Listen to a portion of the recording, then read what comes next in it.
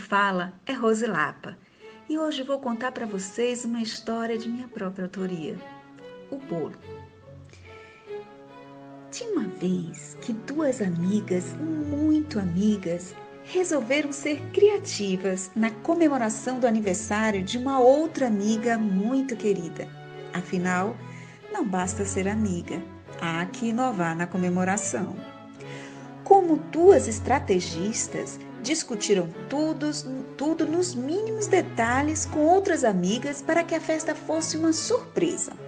Mas uma surpresa muito especial, pois a aniversariante era uma pessoa muito especial. Resolveram, as duas cheias de ideias, que levariam um bolo. O bolo foi minuciosamente pensado, discutido, arquitetado. Estava perfeito nas cabecinhas criativas das duas amigas. Tendo a aniversariante o nome de Emília, com a cara da formosíssima boneca Emília, sairia o bolo. Tão fácil de realizar tal empreitada, lá na cabecinha delas. E se de fato fossem doceiras, nenhuma angústia causaria tal feito. Coisa simples, fazer um bolo, o qual, pronto e apresentado, nos dá sempre a ideia de facilidade de sua produção e ver um profissional ocupando-se de algo que seja de sua competência, mais ainda reforça essa ideia de facilidade.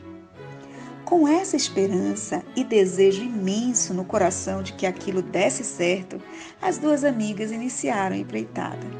Sendo o dia da comemoração uma segunda pela manhã, marcaram fazer a decoração do bolo na manhã do domingo, para descansar no final do dia e se deliciar com os resultados logo pela manhã.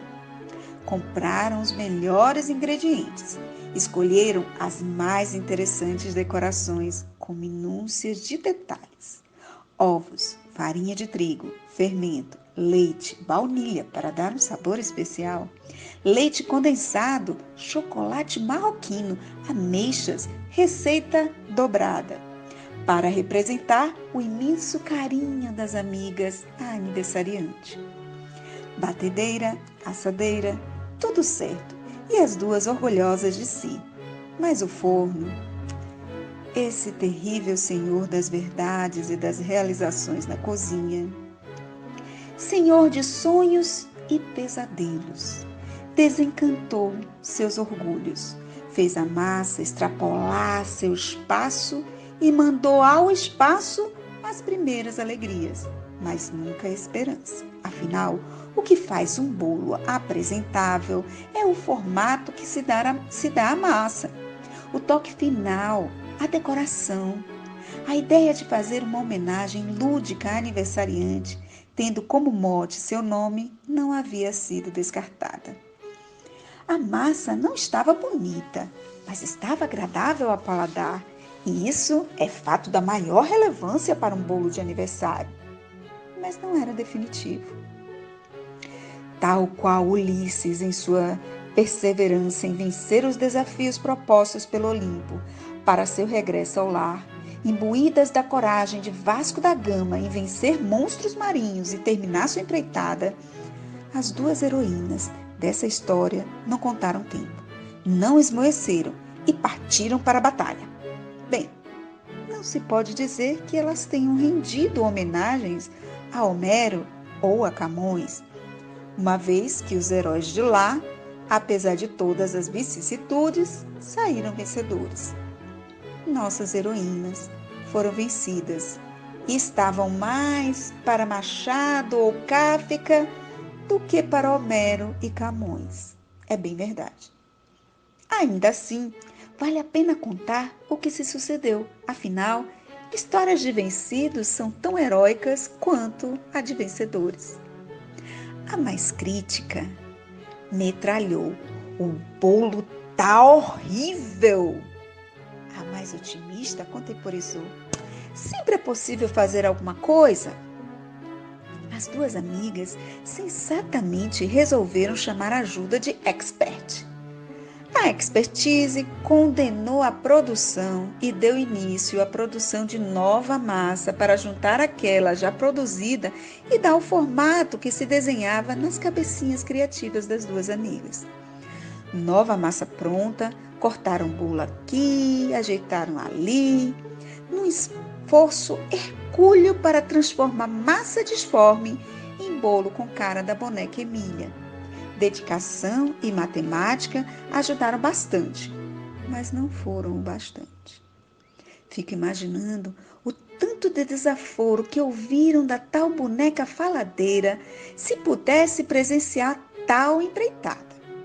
Ouviriam desaforo, mas não desistiriam, como de fato, pois a boneca de Lobato nos ensina a ter tal persistência. Ainda assim, acredito que até a tal boneca de pano desistiria quando a massa, já com recheio e início de decoração, caiu da plataforma onde estava e partiu ao meio. Mas nunca nossas heroínas. Foi da otimista que veio a ideia. Amarra a massa. A mais crítica só dizia desconsolada. Tá feio, feio, feio. E a expertise, desolada, tentava ajudar de alguma forma. O tempo passava e a massa já estava mais parecida com uma obra em construção. Tapa, buraco, preencha as rachaduras com brigadeiro, recheio de ameixas, pedaços de bolo. A massa remendada começaram a se concentrar na decoração. Como usar o chocolate marroquino? Põe no micro-ondas? Quanto tempo? Foi tempo demais. O bolo parecia mais com o Quasimodo de Victor Hugo que com a boneca de Lobato. A amiga crítica estava certa. Estava feio. Até a amiga mais otimista admitiu. E a expertise já se quedava vencida. O que fazer então? Já final de noite de domingo e o bolo tinha sido prometido para amanhã do dia seguinte. Procura que procura, pelas ruas, pelas padarias, encontraram uma torta numa doceria, uma única. Final de domingo, quase tudo vendido. Compraram a torta, mas não desistiram da decoração. Mexe daqui e dali. Foi feio, viu? Explodiram na risada, definitivamente não eram doceiras. A famigerada massa amarrada e remendada, elas saíram distribuindo a quem interessado fosse. E ela, assim esquartejada, ironicamente, até estava bem apresentada. O bolo comprado e com algumas tentativas de decoração lembrando a boneca Emília, bem diferente daquela que estava em suas cabecinhas tão criativas, mas cheio de carinho, amor e desejo de muitas felicidades, levaram para a aniversariante. Conseguiram não dar o bolo. Haviam firmado o pacto de não contar a sucessão de fatos. Iam assumir que eram a encarnação real de Dona Benta e Tia Anastácia. Mas, diante de tal desrespeito à imagem dessas duas personagens tão bem construídas nos escritos lobatianos, assumiram a verdade e roubaram as atenções da festa com uma história engraçadíssima de como duas pessoas cheias de saberes foram vencidas por açúcar, ovos, farinha de trigo, chocolate e leite.